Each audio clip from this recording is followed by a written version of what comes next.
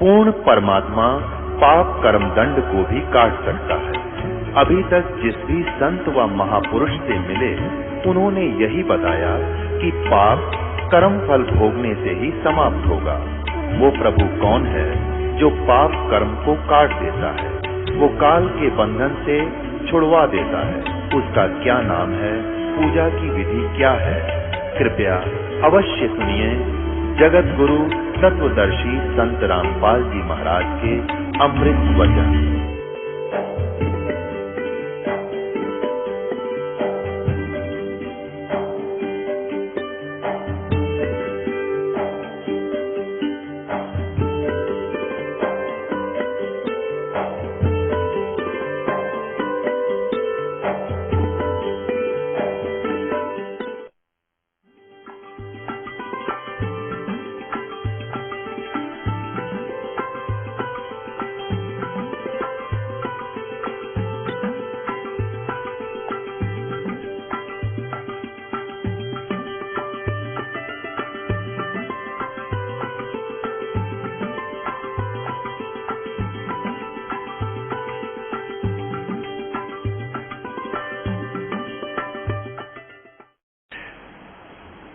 परमात्मा कहते हैं जैसे प्रहलाद को बचाया अग्नि में, और ये अग्नि से बुंडा काम 1 सेकंड में हार्ट अटैक, ब्रेन एमरेज हो जाए, कुछ भी डैमेज हो सकता है शरीर का। तो यो वो तो एक टाइम बता एक बार बचा दिया, ये रोज बचाने लाग रहे इसको। जो कि तू आग में बैठा है, समझ लो ये आग में बैठा है, सुरक्षित है कबीर परमेश्वर की कृपा से। बोलो सतगुरुदेव सत साहिब।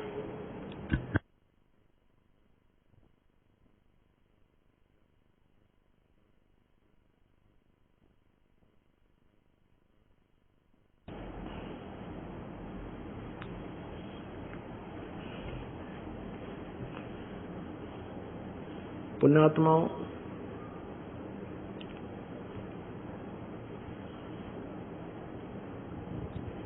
परमेश्वर कबीर जी को समझने के लिए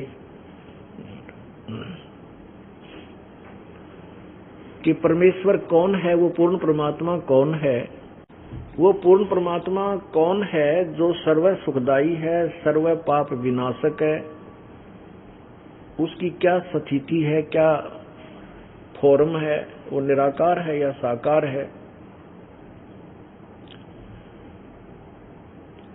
इसको समझने के लिए हमने तत्व ज्ञान का सहयोग लेना होगा। और तत्व ज्ञान की जो जड़ है, तत्व ज्ञान का मूल जो है, वो तत्व ज्ञान समझ में कैसे आओगा, जिसको मास्टर की बोलते हैं, वो सृष्टि रचना है। जब तक आपके हृदय में जो सृष्टि रचना है, परमात्मा ने ये सृष्टि रची कैसे गई, हम कैसे काल के जाल में फंस गए, ये सारे ब्रह्मांडों की रचना कैसे हुई, जब तक हम ये नहीं समझ पाएंगे कि कौन है ये रचनहार और कैसे ये रचना की गई, तब तक हम आध्यात्मिक ज्ञान को नहीं समझ सकते।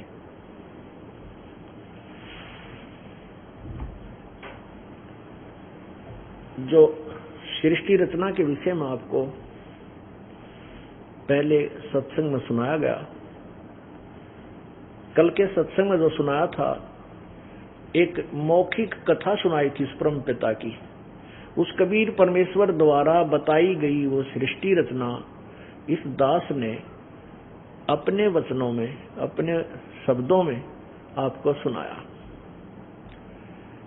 वो ज्ञान ऐसा है, वो है एथेंटिक ज्ञान है, एथेंटिक यानी बिल्कुल वास्तविक कथा है, लेकिन हमने कभी इसको सुना नहीं। इसलिए जब तक हम प्रमाण नहीं देखेंगे, सदग्रंथ, जिन सदग्रंथों को हम सत्य मानते हैं, उनमें ये रचना, सृष्टि रचना का कुछ अंश नहीं पाएगा, तब तक हम नहीं मान सकते कि जो कथा हमें सुनाई गई है ये सही है। अब जैसा कि आपको कल सृष्टि रचना में सुनाया था पहले कि इस काल भगवान ने हम सभी को धोखे में रखा हुआ है, हमें वास्तविकता से अपरिचित रखा हुआ है। यहाँ तक कि अपने पुत्र ब्रह्मा विष्णु महेश को भी इसने धोखे में रखा है। इनको भी वास्तविकता नहीं बताई है। इसने अपनी पत्नी दुर्गा से शेरावाली से कहा हुआ है कि तू मेरा भेद नहीं देगी, मेरे विषय में किसी को नहीं बताएगी, मैं कैसा हूँ, मैं साकार हूँ या निराकार हूँ, मुझे साकार रूप में तू नहीं बताएगी, क्योंकि मैं प्रतिज्ञा करता हूँ किसी के सामने अपने यथार्थ रूप में नहीं आऊंगा, मैं अव्यक्त रहूंगा। अव्यक्त का अर्थ समझ लीजिए जैसे बादल छा जाएं आसमान पर और सूर्य के सामने वो बादल अड़ जाएं, सामने हो जाएं, और हमारे और सूर्य के बीच में जो बादल आ गए, सूर्य विद्यमान है लेकिन हम नहीं देख पा रहे, उस समय वो सूर्य अव्यक्त है, वो विद्यमान है लेकिन हमारी नजरों के परे है, हमारी चरम दृष्टि से दूर है, हम नहीं देख पा रहे, उसको अव्यक्त कहते हैं। इस काल भगवान ने कसम खाई है, प्रतिज्ञा की हुई है कि मैं अपने वास्तविक रूप में किसी को भी दर्शन नहीं दूंगा, ये मेरा अटल और घटिया संविधान होगा। क्योंकि परमात्मा एक पिता अपने बच्चों से भी दूर रहे, अपने बच्चों के भी सामने नहीं आता तो उसमें कोई दोष है, वो उसमें कोई उसको कोई अपराध करता है ताकि बच्चों को पता ना लग जाए। अब काल 1 लाख मनुष्य शरीरधारी प्राणियों को खाता है, और यहाँ पर जिसका परिवार का कोई एक सदस्य किसी एक्सीडेंट में 2 सदस्य मर जाते हैं, यहाँ तो हाहाकार मची है, टक्कर मार रहे हैं प्राणी उसकी याद में, और वो काल वहां पर खा रहा है, आनंद बना रहा है। अब इस घिनौने कर्म से हम जब सचमुच परिचित हो जाएं और ब्रह्मा विष्णु महेश को पता लग जाए तो ये हाथ खड़े कर देंगे, हम नहीं करेंगे इसे पाप को। इसलिए इस काल भगवान ने इनको धोखा दिया हुआ है। दुर्गा से कहा कि मैं किसी के सामने नहीं आऊंगा। ये क्या करता है, अपने काल रूप को छुपाकर अपनी सिद्धि से अन्य रूप धारण कर लेता है। किसी को ब्रह्मा रूप में दर्शन दे देता है, किसी को विष्णु रूप में, किसी को शिव रूप में। अपने वास्तविक काल रूप में ये किसी के सामने नहीं आता। तो जब ये किसी कोई साधक साधना करता है, ब्रह्म वेदों अनुसार ब्रह्म की साधना करता है, तो ये विष्णु रूप में आ जाता है, ये शिव रूप में आ जाता है, किसी को ब्रह्मा रूप में दर्शन देता है। तो वो भोले ऋषि व भोले साधक ये समझ बैठते हैं कि ये भगवान आया और हमें आशीर्वाद देगा, हमारे कुछ काम ठीक हो गए, हमें कुछ सिद्धियां मिल गई। तो ये सोच बैठते हैं कि ये विष्णु जो है, जो हमारे साथ, विष्णु स्वर्ग लोक में तो विष्णु वहां का राजा है, इसका विष्णु लोक का द्वीप में, वहां इसकी राजधानी है। वो तो सब देवता वहां उनको रोज देखते हैं, और वही देवता वो ऋषि लोग जब साधना करते हैं तो वो विष्णु आकर दर्शन देता है। तो ये सोच बैठते हैं कि यही विष्णु जो सतगुण विष्णु है, यही परमात्मा है, ये तो हमें बहका रहे हैं। और फिर वो ऋषि जी जाके कहते हैं, हे भगवान आप ही पूर्ण परमात्मा हो, आपने ही हमें आशीर्वाद दिया। क्योंकि वो काल धोखा देता है, अपने बेटों के रूप में दर्शन दे करके उनकी महिमा बन जाती है। उसने कसम खा रखी है कि मैं अपने वास्तविक उस काल रूप में दर्शन नहीं दूंगा। वो काल रूप कैसा है, गीता जी के 11वें अध्याय 10वें और 11वें को पढ़कर देख लो। उसका ऐसी पूंडी सकल और 1000 भुजा दिखा दी, ऐसे कर, वो 2 भुजा भी कर सकता है, 1000 भुजा तक का प्रदर्शन भी ये काल कर सकता है। काल का जो स्वरूप है, ओछा माथा है, 2 उंगल का तिरछा सा, लंबे लंबे 2 दांत इतने भयंकर हैं उसके, डरावनी सूरत है। तो उस वास्तविक रूप में ये किसी को दर्शन नहीं देता, इसने कसम खा रखी है। अब इसके विषय में आपको सबसे पहले थोड़ा पवित्र गीता जी से प्रमाण करते हैं। देखिएगा श्रीमद् भगवत गीता,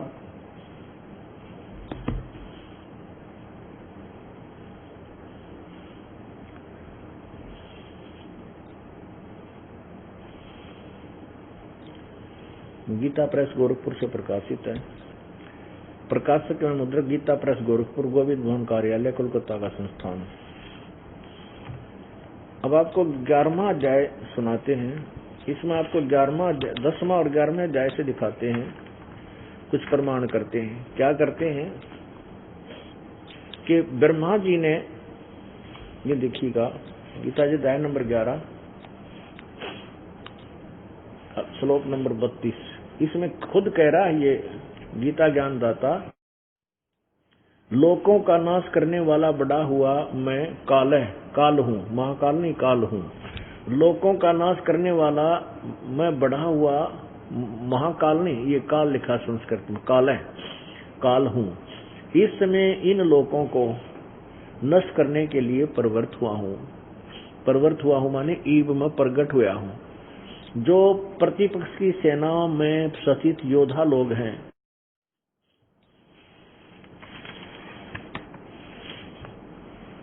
वे सब तेरे बिना भी नहीं रहेंगे, अर्थात युद्ध न करने से भी इन सब का नाश हो जाएगा, नहीं मैं न खा जाऊंगा। देखो, मैं लोगों का नाश करने वाला बड़ा हुआ काल हूँ, महाकाल गलत लिखा हो। इस समय इन लोगों को नष्ट करने के लिए प्रवृत्त हुआ हूँ। अब ये 1 लाख मानव शरीरधारी प्राणियों को रोज खाता है, इसका प्रमाण गीता जी भी देती है। देखिएगा 11वें अध्याय का 21वां श्लोक,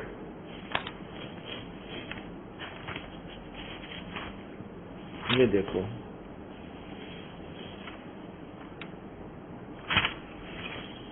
अध्याय नंबर 11 का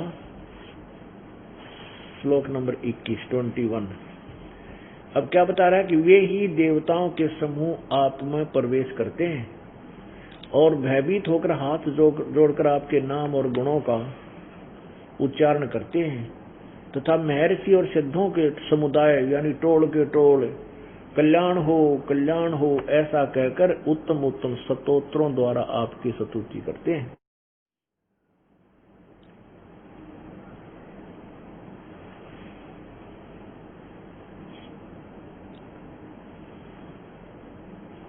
अब देखो क्या बताया है कि ये क्या कहते हैं, अर्जुन देख रहा है कि भगवान आप तो देवताओं के समूह ये देवताओं को भी खा रहे हो, ऋषि महर्षि भी आपको से भयभीत होकर हाथ जोड़े खड़े हैं, अपनी मंगल कामना करते हैं, हमें बख्श दो। और ये कहता मैं तो काल हूँ, सबको खाने के लिए आया हूँ, मैं ना बख्शू किसी को।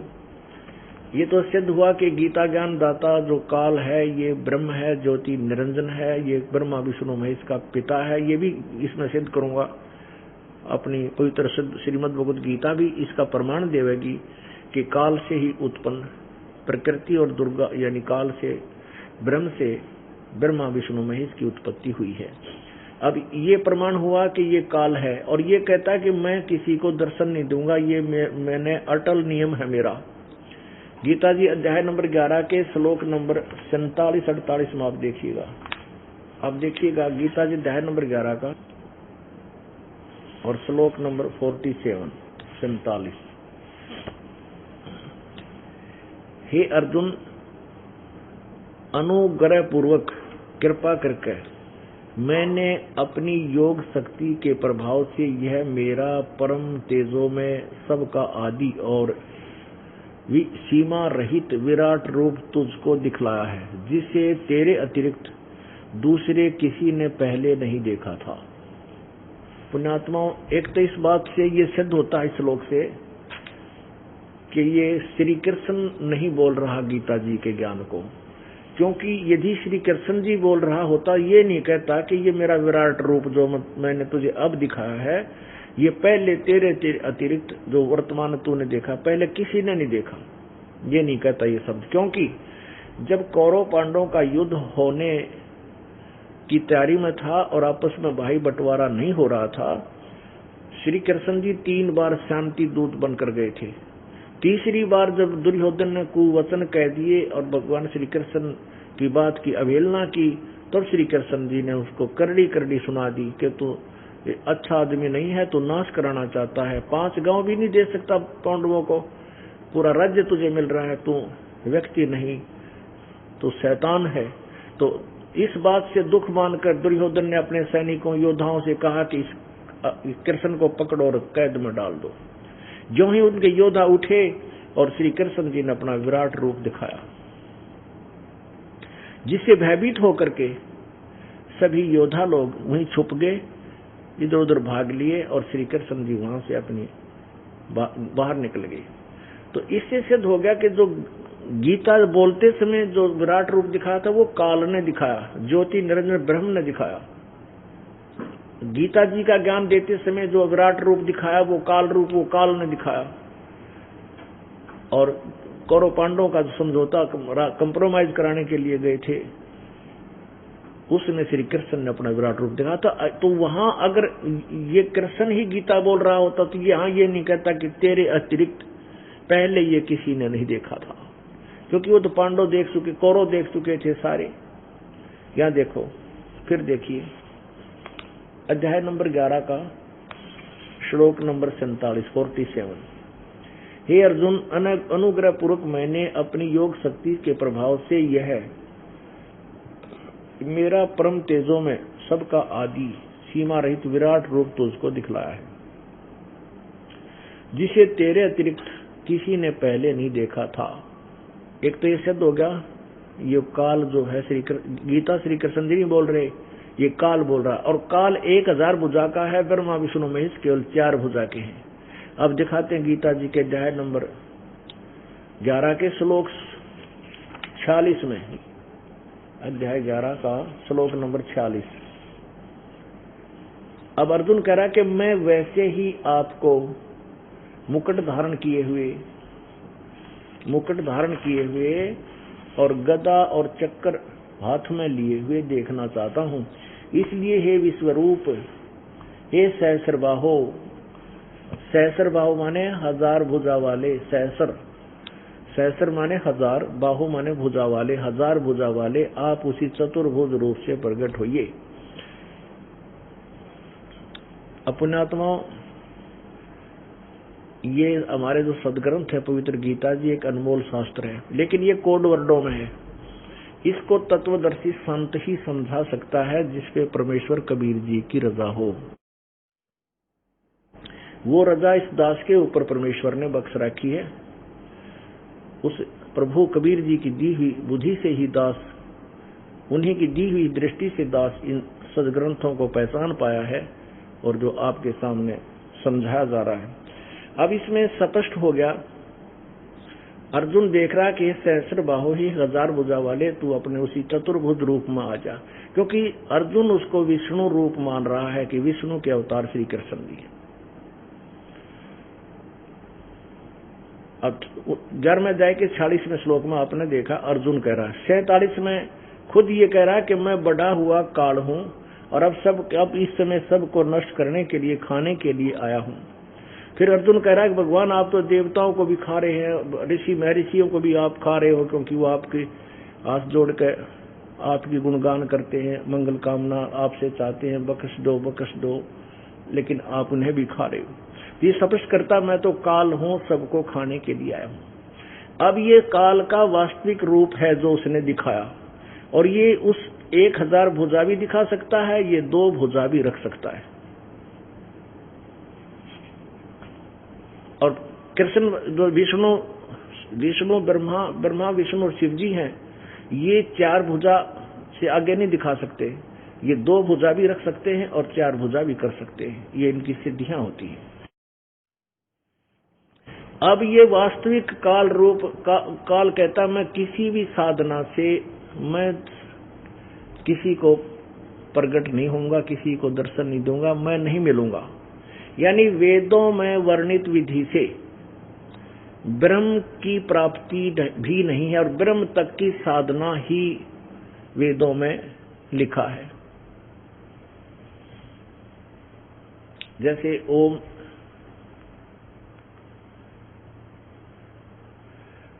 यजुर्वेद अध्याय नंबर 40 के श्लोक नंबर 15 में लिखा है, ओम कर्तुम समर, किल्वे समर और कर्तु समर। ओम नाम का जाप काम करते करते सुमन करो, विशेष कसक के साथ सुमन करो और अपना मूल कर्तव्य जानकर मनुष्य जीवन का श्रवण करो। ओम नाम का जाप करो, जिससे अंत समय तक इसका जाप करना है, अपने अंतिम श्वास तक, अंतिम सांस तक, यानी अंतिम घड़ी तक, मृत्यु तक। उसके बाद इस ओम नाम के जाप से जितना आपको अमरत्व प्राप्त होगा, यानी कितने समय तक आप नाश ना होगे ब्रह्मलोक में जाकर, एक महाकल्प तक ओम नाम के जाप करने वाला ब्रह्मलोक में रह सकता है। उसके बाद फिर अपना पूरा हुआ करके समय वो फिर दोबारा यहाँ आएगा। एक महाकल्प कितना होता है? 36,000 बार उत्पत्ति और प्रलय हो लेगी इस पृथ्वी लोक पर, स्वर्गलोक पर और पाताल लोक पर। एक 36,000 बार उत्पत्ति और प्रलय जब हो लेगी, इतने तक ओम नाम के जाप करने वाला ब्रह्मलोक में रह जाता है। उसके बाद उसके पुण्य क्षीण हो जाते हैं, तुरंत ही नरक जाता है। नरक के बाद 84 लाख योनियों में फिर चक्कर काटता रहता है। जैसे गीता जी अध्याय नंबर 8 के श्लोक नंबर 16 में कहा है कि ब्रह्मलोक पर्यंत भी सभी पुनर्वर्ती में है। 8वें अध्याय का 16वां श्लोक। अब यहां भी देखिए अध्याय नंबर 8 का और श्लोक नंबर 13 में भी यही प्रमाण दिया है।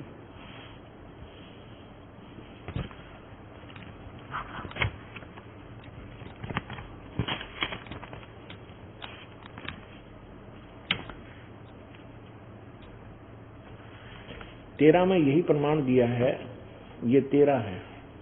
ओम इति एकाक्षरम ब्रह्म व्यवहारन माम अनुसमरन ये प्रयाति तदन देहम स याति परमाम गतिम। अब इसमें क्या बताया है कि ओम इति एकाक्षरम ब्रह्म व्यवहारन माम अनुसमरन। इसका अर्थ सीधा तो ये बना है कि माम ब्रह्म, मुझ ब्रह्म का, ओम यही इति माने एकाक्षर यानी एक ओम अक्षर है। व्यवहारन माने उच्चारण करके, अनुसमन माने सुमन करने का। माम ब्रह्म, मुझ ब्रह्म का, ओम इति एक अक्षरम, ओम यही एक अक्षर है। व्यवहारन अनुसमरण, व्यवहारन माने उच्चारण करके, ये देखो व्यवहारन, ये भी खुद व्यवहारन माने उच्चारण करता हुआ, और चिंतन, अनुसमरण माने चिंतन करता हुआ शरीर को त्याग जाता है। इसका तात्पर्य ये है कि ओम इति एकाक्षरम ब्रह्म व्यवहारन माम अनुसमरण, माम ब्रह्म के का जो है एक ओम अक्षर है, इसको उच्चारण करता हुआ, समन करता हुआ और अंतिम सांस तक जो शरीर त्याग, यह प्रयाति तदन देहम, श्वास शरीर छोड़ने तक इसका जाप करता है, स याति परमाम गतिम, वो परम गति को प्राप्त होता है। यानी काल की जितनी परम गति है, काल की परम गति है, ब्रह्मलोक चला जाता है और इस का शमन करने वाला ब्रह्मलोक चला जाता है। और ब्रह्मलोक में ये 36,000 उत्पत्ति प्रलय तक ये वहां रह सकता है। उसके बाद फिर तुरंत 84 लाख योनियों में आ जाता है। इसलिए इसको भी ये यहाँ के लोगों ने अमरत्व मान रखा है, लेकिन ये अमरत्व नहीं है। अब देखिए यजुर्वेद अध्याय नंबर 40 का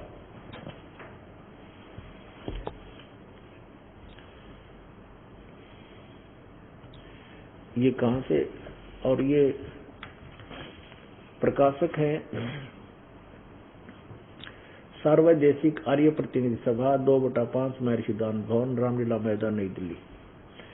और ये अनुवाद करता कौन है? अनुवाद करता है यजुर्वेद भाषा आर्य भाषा भाष्य संपूर्ण 40 अध्याय महर्षि दानंद सरस्वती कृत। और ये कहां से छपा है? Prince offset printers, 1510 Pataudi house Daryaganj New Delhi से।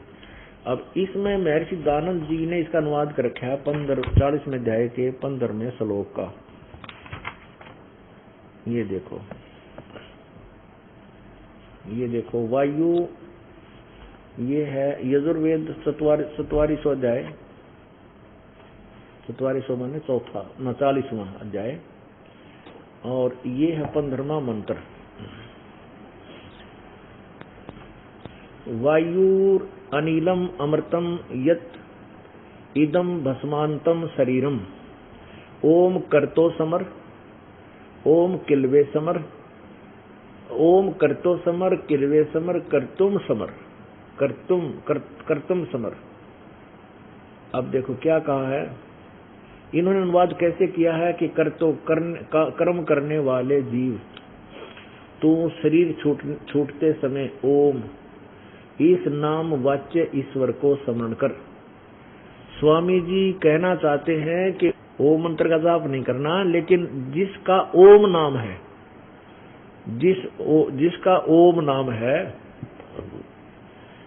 उसका स्मरण कर। ओम नहीं, जिसका ओम नाम है उसको स्मरण कर।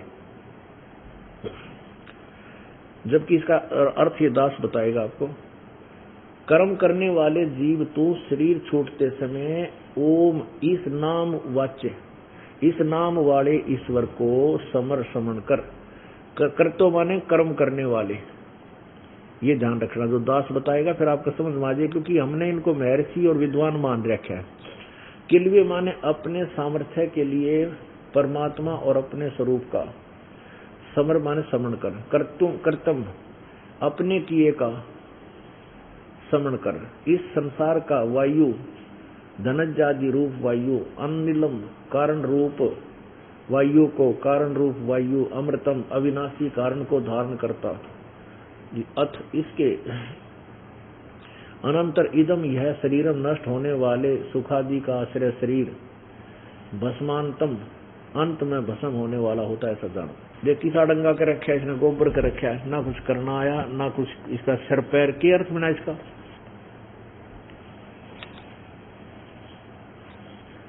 इसका सीधा अर्थ बने है कि ओम करतो समर, किलवे समर और करतुम समर, और वायु अनिलम इदम भस्मांतम शरीरम।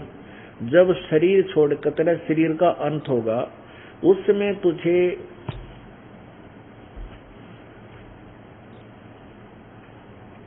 जितनी साधना तूने की है इस ओम नाम के जाप की, विधिवत शास्त्र अनुकूल परम संत को गुरु बना करके, उसके बाद तुझे भस्मांतम शरीरम अमृतम, तेरे को अमृतव प्राप्त होगा जब तेरा शरीर छूट जाएगा। अर्थात अंतिम सांस तक, अंतिम समय तक इस ओम नाम का जाप करता रहे। यही पवित्र गीता जी अध्याय नंबर 8 के श्लोक नंबर 13 में कहा है, ओम इति एक अक्षरम ब्रह्म व्यवहारन माम अनुस्मरण, माम ब्रह्म मुझ ब्रह्म का ओम यह एक अक्षर है, व्यवहारन उच्चारण करता हुआ, जो इसका उच्चारण करता हुआ स्मरण करता हुआ शरीर छोड़कर जाता है, यह प्रयाति तजन देहम स याति परमाम गतिम, जो शरीर छोड़कर जाता है अंतिम सांस तक, यानी शरीर छोड़कर जाते समय भी इसका स्मरण करता रहता है, तो मेरे वाली परमाम गति को प्राप्त होता है। अपने वाली परम गति क्या है?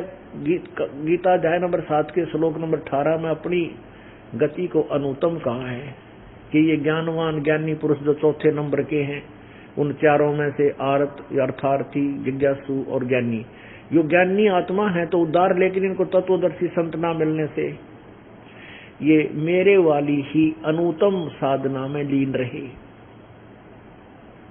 ये है तो अच्छी आत्मा, उद्धार है। इसलिए गीता जी अध्याय नंबर 18 के श्लोक नंबर 62 में, गीता जी अध्याय नंबर 15 के श्लोक नंबर 4 में, 1 से 4 में, 15 और 16 और 17 में, 15 के ही स्पष्ट वर्णन किया, कोई और परमात्मा है जो उत्तम पुरुष है, पुरुषोत्तम है वास्तव में, उसकी भक्ति करने से जीव का पूर्ण रूप से छुटकारा होगा, पूर्ण मोक्ष होगा। अब ये दास क्या बताना चाह रहा है कि गीता जी के अंदर और वेदों और गीता जी का एक ही ज्ञान है। गीता जी के अंदर कोड वर्ड ज्यादा हैं, इसलिए उनको समझने के लिए इस दास को बुद्धि दी है प्रभु कबीर जी ने, और वो दास आपको इन वेदों को समझा रहा है। हमारे भक्त प्रचार करते हैं, बहन बेटियां गांव गांव नगर नगर में जाकर के, कुछ अनाड़ी लोग आकर कहते हैं कि तुम्हारे गुरुजी को ना अंग्रेजी ना हिंदी आती है, ढंग से बोलनी भी ना आती, ना उसको संस्कृत आती है, वो क्या अनुवाद करेगा वेदों और गीता का? तो हमारे भक्त क्या जवाब देते हैं कि हमारे गुरुजी को ना हिंदी आती, आपकी बात बड़ी करते, ना संस्कृत आती, अनुवाद कर दिया। तो सबसे बड़ी बात तो यह है आश्चर्य की कि उन्होंने अनुवाद कर दिया। करिश्मा है ये, भगवान परमात्मा की शक्ति से कर दिया। और तुम उसमें दोष निकाल के दिखा दो अनुवाद में, फिर जानांगे तुम किसी विद्वान हो। और तुम्हारा किया अनुवाद ये गोबर कर रखा, सुना जाते भगवान, सिर में दर्द हो जाए। इसमें ऋषि दानंद के अनुवाद किए वे पढ़ के देख लो तो तुम, शर नहीं की तब पैर नहीं। पुण्यात्माओं, सतगुरु बिन काहू न पाया ज्ञाना, जो थोथा वो छड़े किसाना। सतगुरु बिन वेद पढ़े जो प्राणी, समझे न सार रहे अज्ञानी। तो कहने का तात्पर्य दास का ये है कि गीता ज्ञान दाता कह रहा है कि मेरा ये स्वरूप है काल, वास्तविक मेरा ये रूप है, मैं ईसा भगवान हूं।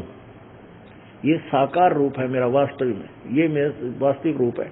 और इस मेरे विराट रूप को अर्थात मेरी प्राप्ति यानी ब्रह्म प्राप्ति न वेदों में वर्णित विधि से, न किसी जप से, न तप से, न क्रिया से, न किसी यज्ञ अनुष्ठान से नहीं हो सकती। बताओ, स्पष्ट है। गीता ज्ञान दाता कहता है कि मेरी प्राप्ति यानी मैं किसी को नहीं मिलूंगा। मैंने उसने कसम खा रखी है कि मैं किसी को साक्षात दर्शन नहीं दूंगा, मैं गुप्त रहूंगा। इसलिए ऋषियों ने, महर्षियों ने वेदोनुसार साधना की। किसी ने ओम नाम का जाप करते करते फिर आकाशवाणी जो ब्रह्मा को सुनाई काल ने, तप करो तप करो। उस तप को आधार मान लिया कि पूर्ण परमात्मा ने हमें एक न्यारा संदेश दिया जो वेदों से भी अलग है। तप, फिर तप करने लगे, तप से सिद्धियां आ जाती हैं, राज्य प्राप्त होता है और फिर राज पाकर नरक में जाता है। ये हार्ड एंड फास्ट रूल है। तो गीता ज्ञान दाता ये कह रहा है कि मेरी प्राप्ति, जो रूप मैंने तुझे दिखाया है, ये मेरा वास्तविक रूप है। और इसको ना वेदों में वर्णित विधि से, हाँ 8वें अध्याय का 16वां श्लोक दिखाता हूं, ये देखना 16वां श्लोक। हे अर्जुन, ब्रह्मलोक पर्यंत सब लोग पुनर्वर्ती में है। सब लोग पुनरावर्ती हैं। पुनरावर्ती माने जन्म और मृत्यु में। ब्रह्मलोक तक गए हुए भी वापस चक्कर काटते हैं, वो भी फिर दोबारा जन्म मृत्यु को प्राप्त होते हैं, पूर्ण मोक्ष नहीं है। लेकिन ब्रह्मलोक की प्राप्ति वही करता है जिसने ओम नाम के जाप का और यज्ञ आदि अनुष्ठान बहुत ज्यादा किए हुए होते हैं। अंतिम सांस तक वही साधना करता है, अन्य कोई पूजा नहीं करता है, वो ब्रह्मलोक को प्राप्त होता है। और ब्रह्मलोक में गया हुआ फिर भी विनाश को प्राप्त होता है। इसलिए गीता जी अध्याय नंबर 18 के श्लोक नंबर 62 में कहा है कि तू सर्वभाव से उस परमेश्वर की शरण में जा अर्जुन, जिसकी कृपा से तू परम शांति और शाश्वत सत्वान सतलोक को प्राप्त होगा। उस सनातन परम धाम अर्थात सतलोक को प्राप्त होगा, फिर तेरा जन्म मरण कभी नहीं होगा। अब ये दास ये सिद्ध करना चाहता है कि कबीर परमेश्वर जी ने ये कहा था साधारण सी भाषा में कि काल ने प्रतिज्ञा कर रखी है कि मैं किसी को किसी भी साधना से दर्शन नहीं दूंगा, ये मेरा अटल और घटिया नियम है। इसके लिए आपको गीता जी अध्याय नंबर 11 के श्लोक नंबर 47 आपने पढ़ लिया कि यो मेरा रूप है। अब फिर दिखाता हूं श्लोक नंबर 47। हे अर्जुन, अनुग्रह पूर्वक मैंने अपनी योग शक्ति के प्रभाव से यह मेरा परम तेजो में सबका आदि सीमा रहित विराट रूप तुझको दिखला दिया है, जिसे तेरे अतिरिक्त दूसरे किसी ने पहले नहीं देखा था। अब 48 में देखो। हे अर्जुन, मनुष्य लोक में इस प्रकार विश्व रूप वाला मैं न वेदों और यज्ञों के अध्ययन से, न दान से, न क्रियाओं से और न उग्र तपों से तेरे अतिरिक्त किसी दूसरे द्वारा देखा जा सकता हूँ। ओह, इसने तो फाइनल फैसला कर दिया कि ये मेरा रूप है, मैं ऐसा भगवान हूँ और इसको तेरे अतिरिक्त ना तो पहले किसी ने देखा और ना आगे देख सकता। और ना मैं किसी वेदों में वर्णित विधि से, यज्ञ आदि के करने से या किसी तप से, जप से, किसी क्रिया से मैं दर्शन नहीं दूंगा, मेरी कोई प्राप्ति नहीं हो सकती। इसलिए ऋषियों ने, महर्षियों ने वेदों से पढ़ा ओम नाम है प्रभु का, ओम नाम का जाप करते करते फिर समाधि का सहारा ले लेते हैं। जब समाधि शुरू हो जाती है, मेडिटेशन प्रारंभ हो जाता है, तो ओम नाम छूट जाता है, सिमरण समाप्त हो जाता है और उसका वो तप बन जाता है। वो समाधि लगाने से केवल तप बनता है और तप से राज्य प्राप्त होता है। स्वर्ग में भी मिल सकता है वो राज्य और पृथ्वी पर भी उसका कुछ अंश मिल सकता है, लेकिन फिर 84 लाख योनियां भी तैयार मिलेंगी। इससे कोई छुटकारा नहीं जीव का। ये कोई मतलब इसका कोई, इससे कोई ये परिणाम ठीक नहीं निकलता इनका। उद्देश्य पूरा नहीं होता मनुष्य जीवन का। मनुष्य जीवन का उद्देश्य जब पूरा होगा तब जब हम जन्म मृत्यु के कति इस रोग से समाप्त कर देंगे और सतलोक में सदा के लिए चले जाएंगे। वहां कभी फिर वापस नहीं आना होगा। वहां साकार शरीर है, साकार सारी चीजें हैं। जैसा ये लोक है ऐसा ही वो है, लेकिन इसके मटेरियल का अंतर है। एक तो मिट्टी की मूर्तियां बना रखी हो, एक सोने की बना रखी हो। सोना ना काई, सोने का ना तो कोई जंग लगे, ना वो खराब हो है, वो कभी किसी प्रकार से भी डिस्ट्रॉय नहीं होता। समझो ऐसा नूर का शरीर हमें वहां मिलेगा। जैसे यहाँ 5 तत्वों से बना है, ये शरीर 5 तत्वों से बना है, लेकिन इसमें 5 तत्व कितने नहीं दिखते और आकार कुछ और ही बन गया, इसका स्वरूप कुछ और बना दिया। हड्डी, मांस, वसा, स्नायु है, और ये बना है 5 तत्वों से। 5 तत्व कौन से हैं? जैसे आकाश, वायु, अग्नि, पृथ्वी, जल, इस तरह 5 वायु से, 5 तत्वों से बना। देख लो इसमें कोई सा दिखाई नहीं, ऐसा सुंदर बन गया। ऐसे ही एक तेज तत्व से, नूर तत्व से हमारा वहां सुंदर शरीर बना हुआ है, बनेगा और वो कभी डिस्ट्रॉय नहीं होगा। ना उसमें बीपी होगा, ना उसके अंदर कैंसर होगा, ना कोई टेंशन किसी प्रकार का वहां कोई चिंता है नहीं, ना कोई खाना, कोई किसी प्रकार का कोई लेन देन। वहां तो भगवान की भक्ति और वहां कोई राग द्वेष नहीं है। बहुत ही आनंद, बहुत ही आनंद, आपस में बहुत ज्यादा प्रेम। वहां मतलब देव रूप होकर के ये हंस वहां जाते हैं और वहां कोई किसी प्रकार का भी तो कष्ट नहीं है। तो ये क्या कहता है, इसने फाइनल फैसला कर दिया कि मैं वेदों में वर्णित विधि से, न वेदों की वर्णित विधि से, न किसी तप से, न जप से, न किसी क्रिया से मैं कभी किसी को प्राप्त नहीं होता। मेरा ये रूप कोई नहीं देख सका, ना देख सकेगा तेरे अतिरिक्त। ये स्पष्ट किया है कि इसमें तो पहले कह दिया कि तेरे अतिरिक्त किसी ने नहीं देखा, तेरे अतिरिक्त किसी ने नहीं देखा था। ये तो 47 में। 48 में स्पष्ट कर दिया, अर्जुन मनुष्य लोक में इस प्रकार विश्व रूप वाला मैं न तो वेदों और यज्ञों के ध्यान से, न दान से, न क्रियाओं से और न उग्र तपों से तेरे अतिरिक्त दूसरे द्वारा देखा जा सकता हूँ। और फ्यूचर भी कह दिया, भविष्य में भी नहीं देखा जा सकता हूँ। इससे क्या सिद्ध हो गया कि वेदों में वर्णित विधि से भगवान प्राप्ति नहीं हो सकती। और इन संतों ऋषियों ने वेदों से ही अपने आप निष्कर्ष निकाल के वो भूल गए यजुर्वेद अध्याय नंबर 40 के श्लोक नंबर 10 और 13 को, जिसमें स्पष्ट किया है कोई तत्वदर्शी शांति बता सकते हैं उस परमात्मा के यथार्थ ज्ञान को, वो उन्होंने मिला नहीं। अपने आप निष्कर्ष निकाल के ओम नाम का जाप और मेडिटेशन 2 सहारा ले लिया और यज्ञ आदि करने लगे, हवन पवन। तो इससे क्या हुआ कि भगवान तो मिला नहीं, एटम बम बन गए, इनमें सिद्धियां आ गई। फिर छोटी मोटी कोई कवा सुनी होगी, तेरा नाश हो, उसका हानि होने लगेगी। फिर वो अंडी पाक गया जिस की शब्द में शक्ति होगी। तो ये ऐसे काल ने आपस में लड़ा मार के और इनकी भक्ति को खंड करवा के फिर 84 लाख योनियों में डाल दिया इन ऋषि और महर्षियों को। अब और बताता हूं कि इसने कसम खाई है कि मैं अव्यक्त रहूंगा, मैं किसी के सामने नहीं आऊंगा, ये मेरा अटल और घटिया संविधान है। गीता जी अध्याय नंबर 7 के श्लोक नंबर 47 में ना 24-25 में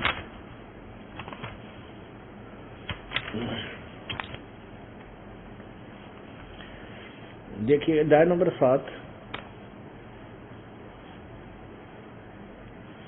और 24 नंबर श्लोक में क्या कहा है ये बुद्धिहीन पुरुष मेरे अनुतम अविनाशी, अनुतम माने घटिया, अविनाशी परम भाव को न जानते हुए मन इंद्रियों से अव्यक्तम, अव्यक्त माने मुझ अव्यक्त को, ये अव्यक्त ही समझना चाहिए, मुझ अव्यक्त को जिन्होंने लिखा मन इंद्रियों से परे मुझ सच्चिदानंद घन परमात्मा को मनुष्य की भांति जन्म कर व्यक्ति भाव को प्राप्त हुआ मानते हैं।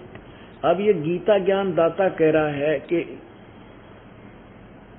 ये क्या कह रहा है कि ये मूर्ख लोग, बुद्धिहीन पुरुष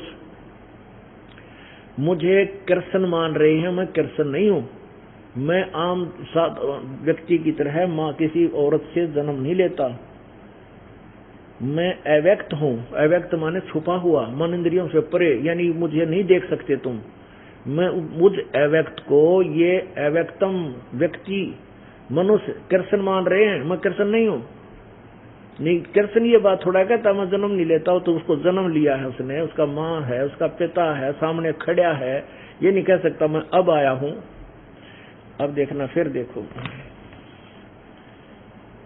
24 में कहा है कि बुद्धिहीन पुरुष मेरे अनुतम अविनाशी परम भाव को न जानते हुए, मेरे इस अनुतम माने घटिया नियम को, विधान को नहीं जानते, भाव माने विधान को न जानते हुए मुझ अव्यक्त को, माम अव्यक्त, मुझ अव्यक्त को, इसको सीधा लिख रहे मुझ अव्यक्त को कि मैं छुपा हुआ हूं, वो दिखाऊंगा आपको आगे, व्यक्ति भाव, व्यक्ति भाव को प्राप्त हुआ मानते हैं।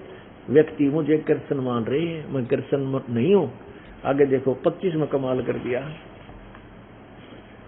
ये अध्याय नंबर 25 है, अध्याय नंबर 7 का श्लोक नंबर 24 आपने पढ़ा, 25 में ये यहाँ इसका संस्कृत है, यहाँ देख सकते इसका अनुवाद।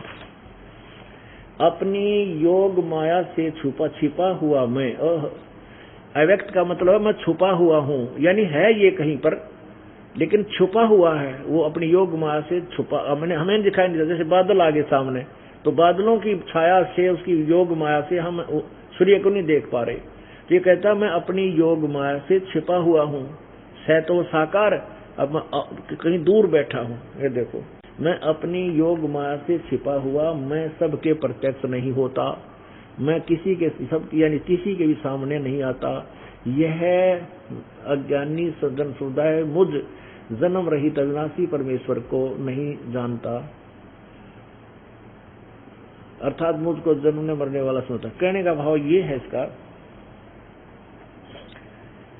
वैसे तो इसका सीधा सार्थ कुछ और है जो दास ने अनुवाद किया है गहरी नजर गीता में, लेकिन हम यहाँ केवल इतना सिद्धांत बताना चाहते हैं कि काल ने कसम खा रखी है मैं कभी भी किसी को दर्शन नहीं दूंगा। इस परमेश्वर के उस सिंपल लैंग्वेज को, साधारण सी भाषा को सिद्ध करने के लिए ये ढेर सारे प्रमाण आपके सामने रखने पड़ रहे हैं, क्योंकि परमात्मा ने जो पहले 600 वर्ष पहले कहा था, जो सिंपल लैंग्वेज में, जो गीता जी अध्याय नंबर 4 के श्लोक नंबर 32 में कहा है कि वो साधना जो यथार्थ भक्ति मार्ग है परमात्मा सच्चिदानंद घन की वाणी में, यानी गीता और वेदों से अलग कोई वाणी है, कोई और ज्ञान है, वो तत्व ज्ञान में विस्तार से कहे गए हैं। उनको तो तत्वदर्शियों के पास जाकर समझ, चौथे अध्याय के 34वें श्लोक में उनको दंडवत प्रणाम कर, वो तत्वदर्शी संत तुझे परम पिता परमात्मा के विषय में जानकारी देंगे।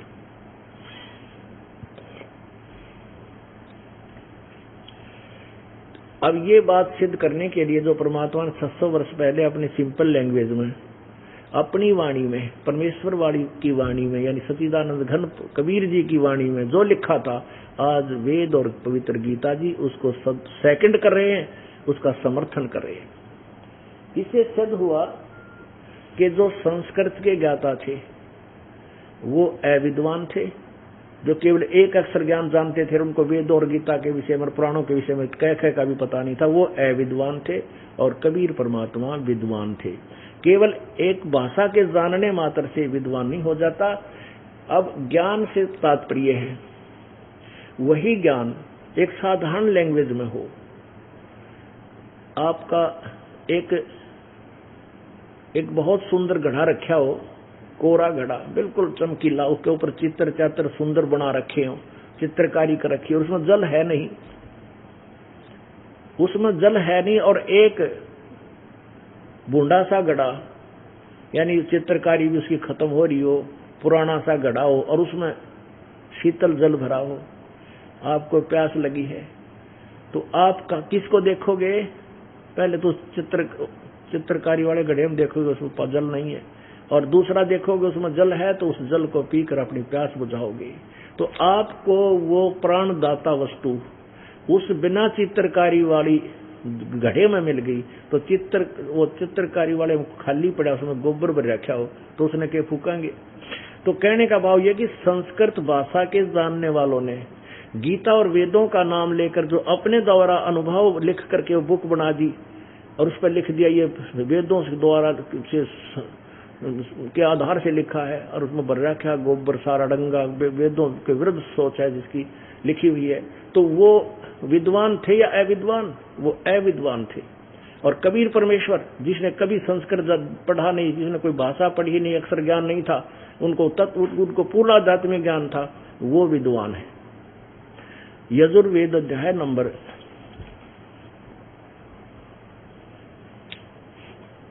40 का श्लोक नंबर 13 दिखाऊंगा आपको। पुण्यात्माओं, ये दो आपने सत्संग सुने होंगे, बड़े बड़े संत करे हैं, सत्संग करते हैं, वही घिसी पिटी बातों को बार बार सटपट करके।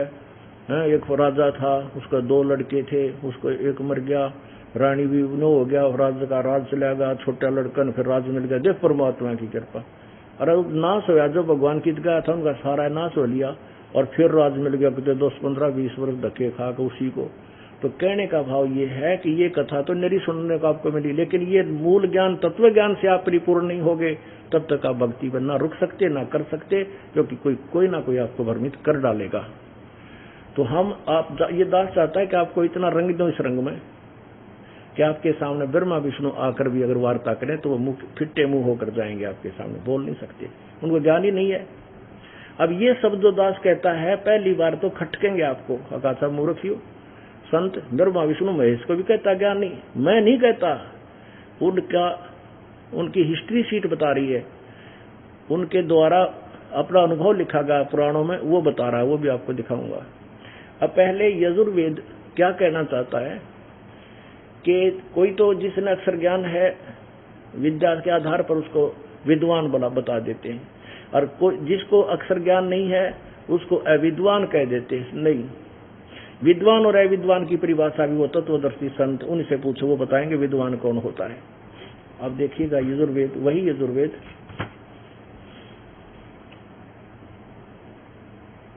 और यजुर्वेद अध्याय नंबर 40 का श्लोक नंबर 13।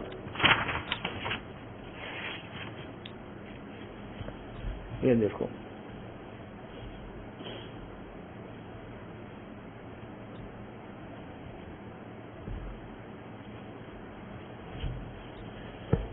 इसका क्या अर्थ बनता है?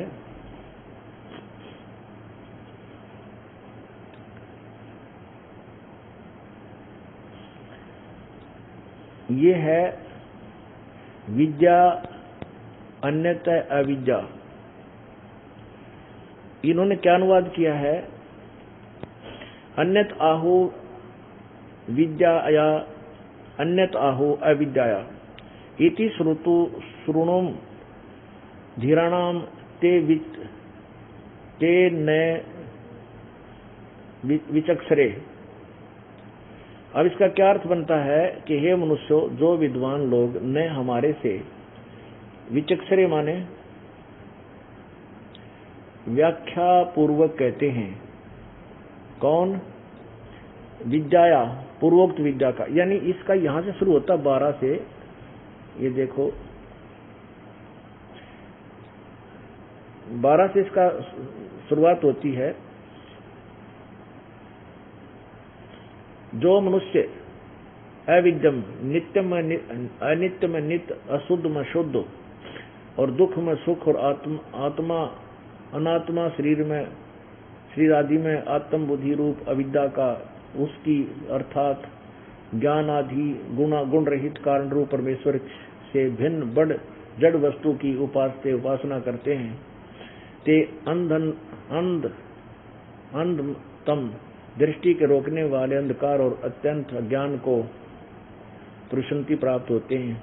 और जो अपने आत्मा को पंडित मानने वाले, विद्याम शब्द अर्थ इनके अर्थ के जानने वाले मात्र, अर्थ वैदिक आचरण में रता रमण करते हैं, वे भी उससे अधिकतर अज्ञान रूपी अंधकार में प्रवेश कर। देखो अब इसमें ये खुद अनुवाद किया जा रहा है कि कुछ तो अविद्या जिनमें अक्षर ज्ञान नहीं है वो तो हैं, वो तो आप पे दुखी होंगे, और कुछ जो गणित चतुर हैं, विद्या भी प्राप्त है, वो भी यथार्थ ज्ञान के बिना वो भी अज्ञानी रूप अंधकार में प्रवेश करते हैं।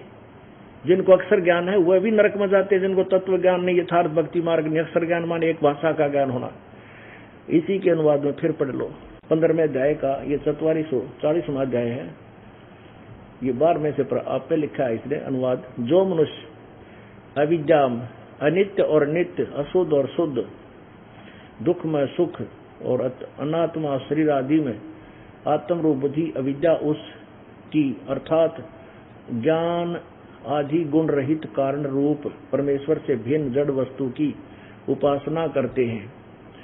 अब ये है एक तो अविद्या जो जिन अक्षर ज्ञान नहीं, और वह भी उपासना किसी अन्य की करते हैं, वो भी दृष्टि के रोकने वाले अंधकार में अत्यंत ज्ञान को विसंति प्राप्त होते हैं, वो भी नरक में वो अज्ञानी हैं।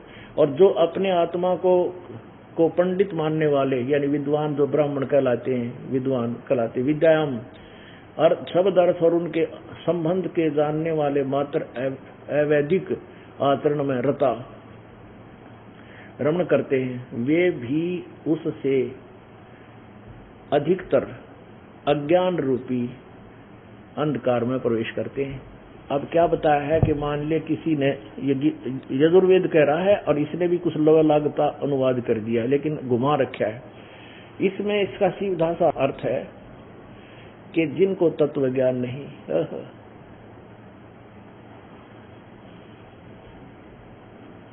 जिनको तत्व ज्ञान नहीं, वो उनको चाहे वो विद्वान है, अविद्वान है, वो जो पूजा करते हैं यथार्थ साधना के अतिरिक्त, और चाहे विद्वान है, उनको वेदों और संस्कृत का भी ज्ञान है और वो भी पूजा करते शास्त्र विरुद्ध, तो दोनों ही नरक में जाएंगे।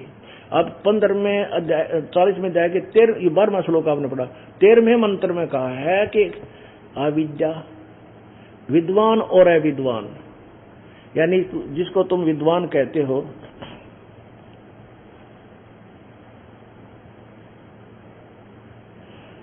जिसको तुम विद्वान मानते हो, भाई अक्षर ज्ञान हो विद्वान है, जिसको अक्षर ज्ञान नहीं है वो अविद्वान है। ये भी परिभाषा, अविद्वान और विद्वान की परिभाषा भी वो तत्वदर्शी संत बताएंगे। वो बताओगा विद्वान कौन है, अविद्वान कौन है। इसका ये अर्थ बनता है अध्याय नंबर 40 के श्लोक नंबर 13 का। और 14 अध्याय नंबर 40 के श्लोक नंबर मंत्र नंबर 14 में फिर क्लियर किया है, इसी प्रकार का विवरण है इसमें। यहाँ हमारा जो उद्देश्य है वो आपको बताना चाह रहे हैं। अब इससे क्या स्पष्ट हो गया कि गीता ज्ञान दाता यानी काल भगवान ब्रह्म गीता बोल रहा है, जो ब्रह्मा विष्णु महेश का पिता है। वो कह रहा है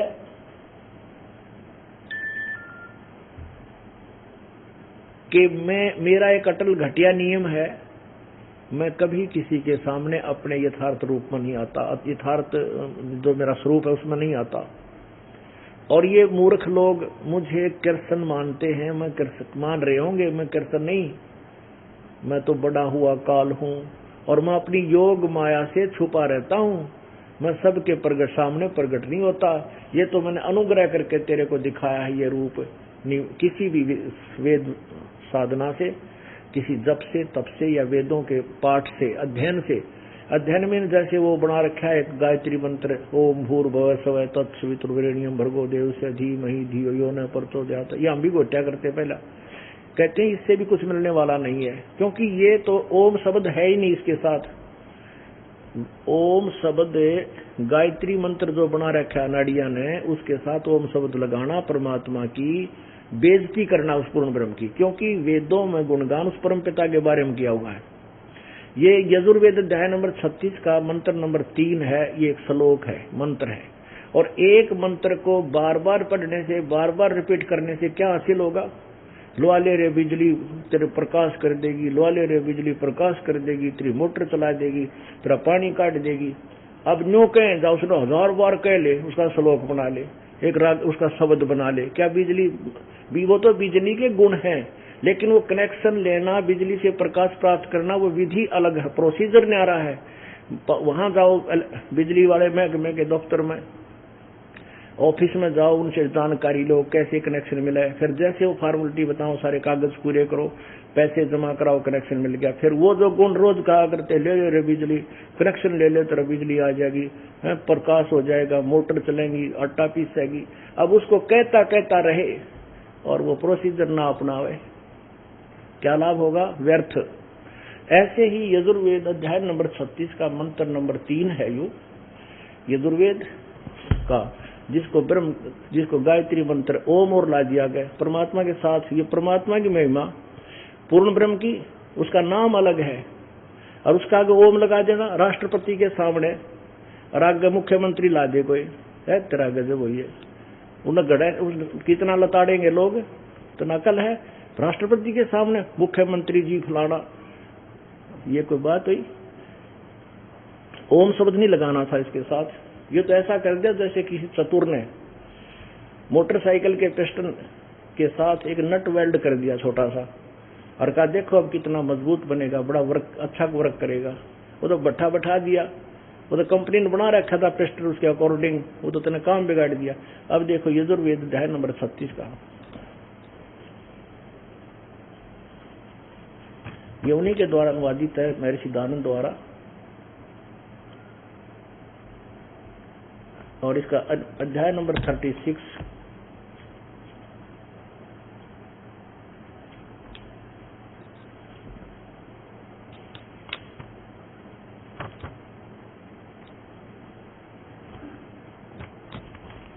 ये देखिएगा, ये है 36वां अध्याय, 36 यानी 36वां अध्याय, और इसका मंत्र नंबर 3। ये देखो मंत्र नंबर 3,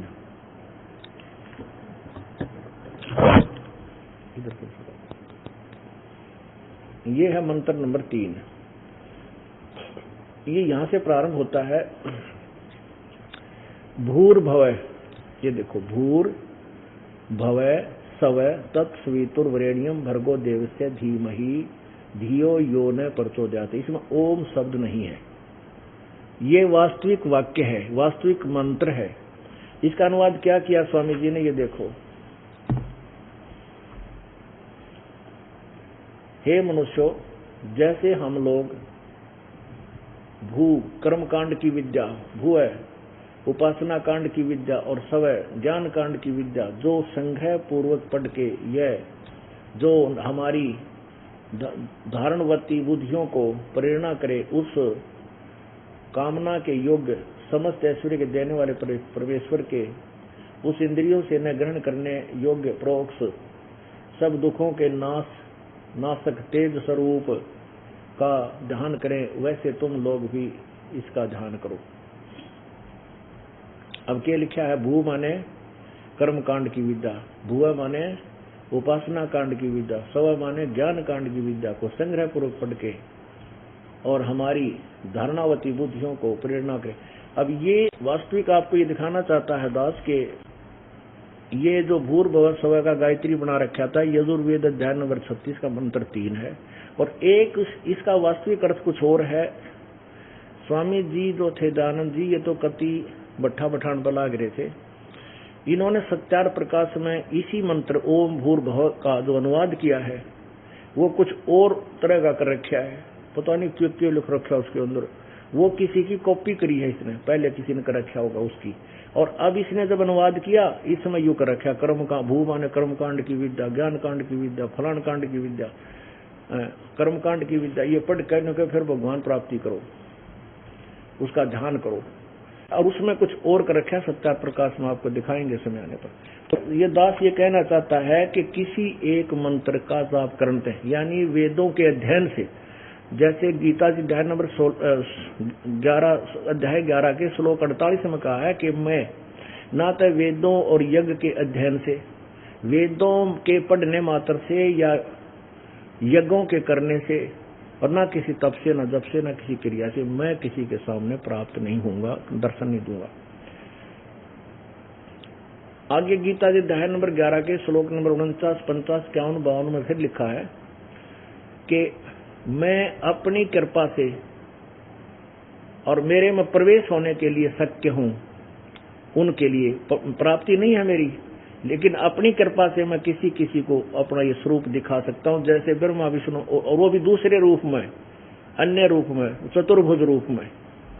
जैसे ब्रह्मा विष्णु महेश रूप बना करके, जैसे शाम को आपको दिखाएंगे श्रीमद् भगवत गीता, श्री देवी भागवत में, कि ये ब्रह्मा विष्णु महेश ने देखा, ऊपर एक ब्रह्मा और देखा, एक विष्णु और देखा, एक शिव जी और देखा। तो कहते ऐसा देखने के लिए शक्य हूं, ऐसे में तुम देख सकते हो, लेकिन मेरे वास्तविक रूप से को तुम किसी भी तरीके से और कभी मुझे प्राप्त नहीं कर सकते। ये दास आपके समक्ष उस कबीर परमेश्वर के दिए हुए उस निर्मल ज्ञान को, तत्व ज्ञान को, जो सिंपल लैंग्वेज में 600 वर्ष पहले दिया था, और जिसमें इन अज्ञानी ऋषियों और गुरुओं ने और इन नकली पंडितों ने, जिनको ज्ञान नहीं था, अध्यात्म ज्ञान नहीं था, उन्होंने परमेश्वर के इस ज्ञान को नकार दिया था कि क्या जाने वो कबीर, वो तो अशिक्षित है, उसको विद्या आती नहीं, वो क्या जान सकता वेदों और गीता के बारे में। आज उस परमात्मा ने जो 600 वर्ष पहले वो अनमोल ज्ञान रखा था, बोल रहा था, वो आज गीता और वेद हमें स्पष्ट कर रहे हैं कि कबीर जी ने जो 600 वर्ष पहले बताया था वो इनमें भी लिखा हुआ है। इससे सिद्ध है परमात्मा सर्वज्ञ है, कबीर परमेश्वर है, सारी सृष्टि के रचनहार वो कबीर जी है। बोलो सतगुरुदेव सत साहिब।